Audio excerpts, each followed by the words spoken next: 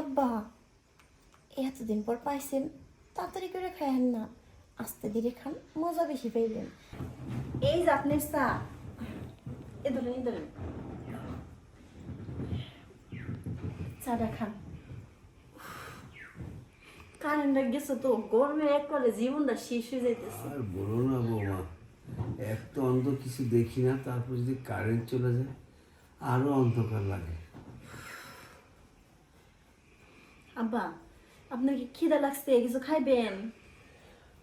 খিদা তো আমার তখন থেকে বেড়ে গিয়েছে, তোমাকে যেদিন থেকে আমার ছেলের সাথে বিয়ে করিয়ে এনেছি সেই থেকে আমার খিদা, এত খিদা তোমাকে বোঝাতে পারবো না।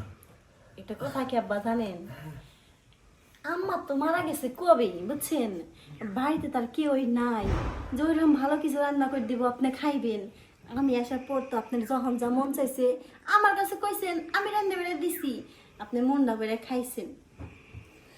হ্যাঁ বৌমা, তুমি আসো বলে তো মনটা ভরে খাইছি। তবে আরেকটা জিনিস জীবনে শেষ পাওয়া, কি যদি জিনিস? একটু গোস্ত ভালো করে খেতে পারতাম।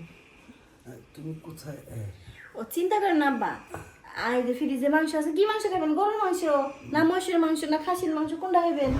মানুষের মাংস। হ্যাঁ? না না, মানে আব্বা আপনি কি পাগল হয়ে গেছেন নাকি? মানুষের আবার মাংস খাওয়া যায় নাকি? আরে কি বলো, মানুষের মাংস টিভিতে দেখায় না, কত মাংস খেয়ে ফেলছে সোলজাররা। ওই মায়ানমার রোহিঙ্গাদের মাংস করে খেতে পেরেছে। আচ্ছা আমি একটু গরুর মাংস ভুনা করে গে। দাঁড়াও না বৌমা, আবার কি হয়েছে? শুনো, তোমাকে কিছু কথা বলি, মনের কথা। কোন? বৌমা আসলে তোমাকে যেদিন থেকে দেখেছি, এত ভালো লেগেছে। আর আজকে না তোমাকে এত ভালো লাগছে, তোমার এই কত্থই কালার ব্লাউজ আর লাল শাড়ি, আর শরীরে তোমার এত সুন্দর ফর্সা, দেখলে মনে হয় তোমাকে জাপড়ে ধরি, মন চায়। আপা আব্বা দেখি তো আমার না কয়টা হাত? এখানে 4:30। এখানে কয়টা? 2:15। সবই তো ঠিক আছে, শ্বশুরে তো সই দেখতেছে না। তাছাড়া লাল শাড়ি, আবার এই কালার ব্লাউজ পরছি, এটা করে গেল।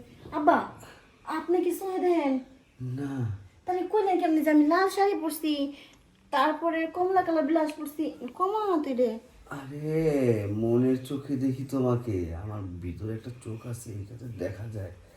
এই যে তোমার একটা তিল, দেখো ছোট তিল, এটা আমি দেখতে পাচ্ছি।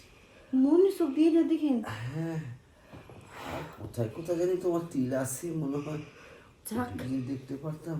বাসা গেল আব্বা। হ্যাঁ আপনি মনের চোখ দিয়ে দেখেন, আমার এনে তিল আছে অনে তিল আছে, আর দুজন তো সহি দেখেন কত কিছু যে ফিরে ফেলাইছে আপনার সামনে। দেখেছি তো, অনেক দেখেছি। হ্যাঁ বৌমা, তুমি যখন কাপড় গোসল করে আসো না, পাল্টা তখন তোমার এই এই- এই নাভির নিচে একটা তিল আছে, সেটাও দেখেছি। নাভি উনিশে তিল আছে এইটাও জানে? তার আব্বা উঠেন তো, হাসো কাটা কথা কম তো। আপনি মনে সহি দেখেন, কারণ আপনি যদি সহি না দেন তাহলে এত কিছু দেখার তো কোনো ক্ষমতা নাই। মনের চোখ আছে তো কি হয়েছে, মনের চোখ তো আমাগো আছে, কই আমরা তো এত কিছু দেখি না। বৌমা, যখন কথাটা বললে লুকিয়ে লাভ নেই, আসলে আমি অন্ধ না, অন্ধ ভান করেছি।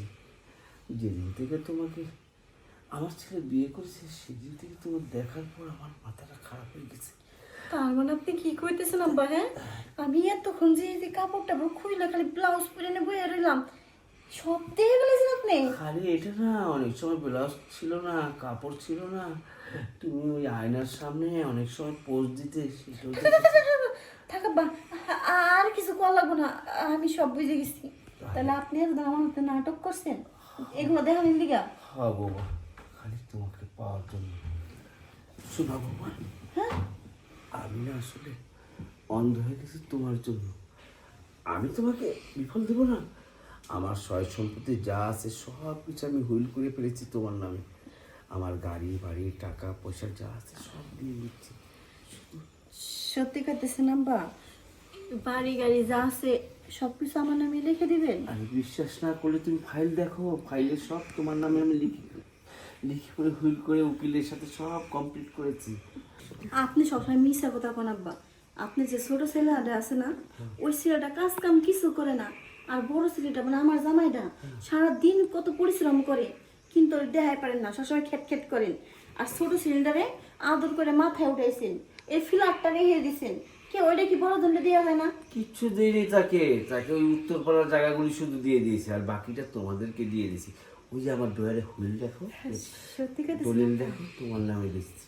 শুধু তুমি আমাকে একবার আমার পাশে আসো, কিছুক্ষণ সময় কাটাও। যে কইতাছেন, হ্যাঁ? আমি যদি আগে জানতাম যে সব কিছু আমার নামে লিখে দিছে, তাহলে খালি একবার না, এরকম কতবার দিতাম। বলো কি, এত লোভনীয় অফার আগে বলবো না? তাহলে আগে তুমি তাহলে আর বেশি দেরি করে লাভ দেয়, বুঝছেন আব্বা? কারণ কখন না কখন আপনি ছোট ছেলে বা বড় ছেলে এসে যায়, তখন কিন্তু আর এই চান্সটা পাইবেন না। এখন যে মজাটা দিব, তাহলে দাও, আমি ঢুকে যাই। আসেন তাইলে।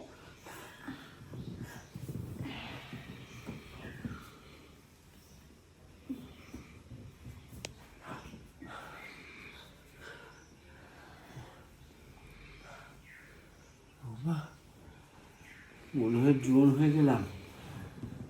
আর নিচে গেলে চালু হয়ে যাবা। আস্তে